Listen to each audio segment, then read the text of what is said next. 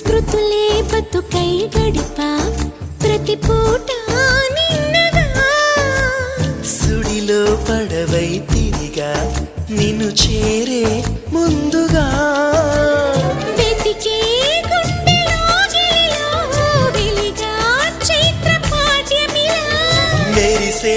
కంటి పాపలలో వెలిసా నిత్య పౌర్ణమిలా ఎందుకిలా అల్లినదో వన్నెల వెన్నెల కాంతివల ఎవరో ఎవరో రావాలి అనువాసనే